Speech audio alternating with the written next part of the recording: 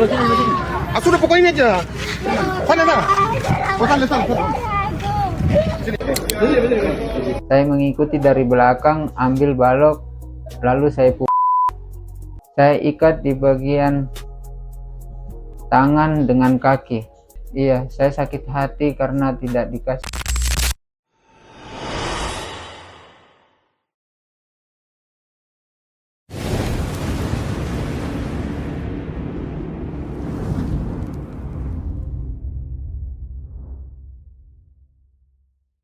Pada tanggal 2 Juli tahun 2025, sekitar pukul 09.00 waktu Indonesia Timur, masyarakat Kota Jayapura, khususnya wilayah Abepura, digemparkan dengan peristiwa penemuan mayat di dalam lapak usaha laundry milik Amil Sidik, tepatnya di depan Masjid As-Solihin Distrik Abepura.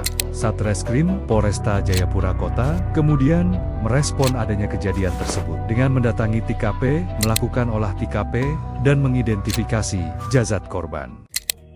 Tim Resmob Nombei, Satreskrim Polresta Jayapura Kota bersama seluruh tim Resmob Polsek jajaran yang juga telah menerima laporan terkait kejadian tersebut kemudian bergerak menuju TKP, mengumpulkan keterangan dari beberapa orang saksi yang ada di TKP, serta mengumpulkan bukti CCTV yang berada di sekitar tempat kejadian perkara. Dari hasil penyelidikan, tim gabungan berhasil mengantongi satu nama yang diduga kuat adalah pelaku kejadian pembunuhan tersebut dengan inisial AS. Setelah mengantongi cukup bukti dan alat bukti yang mengarah kepada saudara AS, tim gabungan kemudian mematangkan rencana dan menyelidiki keberadaan pelaku. Alhasil, dalam waktu kurang dari 1x24 jam, tim gabungan berhasil mengamankan pelaku di kawasan Pelabuhan Laut Kota Jayapura, di mana pelaku sempat mencoba melarikan diri menggunakan kapal.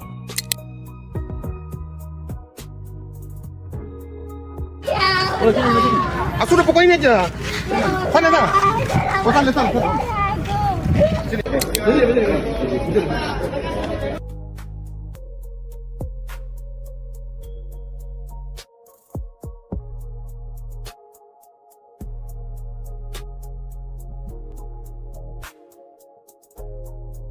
Buka pintu.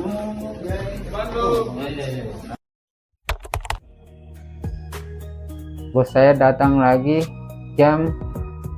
sekitar jam 6 sore lewat. Bos saya langsung masuk ke belakang dan saya mengikuti dari belakang.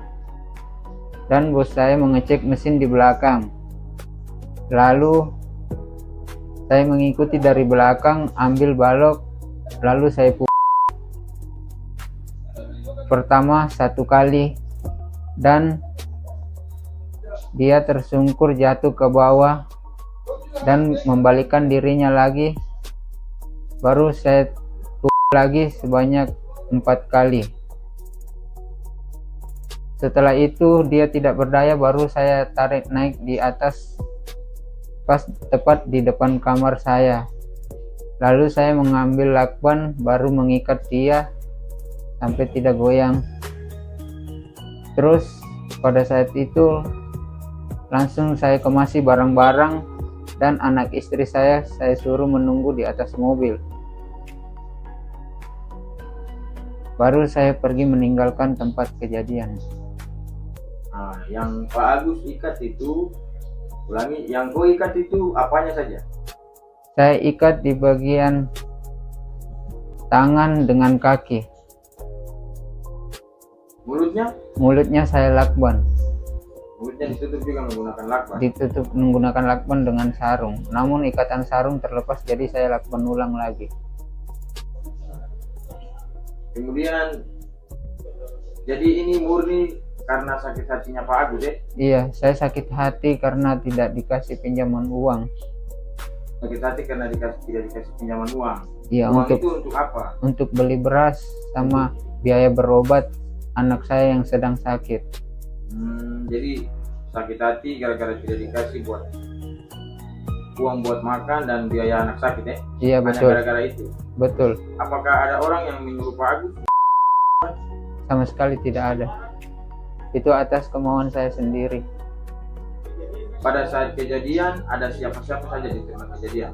Di tempat kejadian ada anak saya dan istri saya. Berarti anaknya Pak Agus dan istrinya Pak Agus mengetahui kejadian itu. Pas pertama dalam itu anak saya belum mengetahui, namun pas ribut-ribut di belakang baru anak sama istri saya tahu.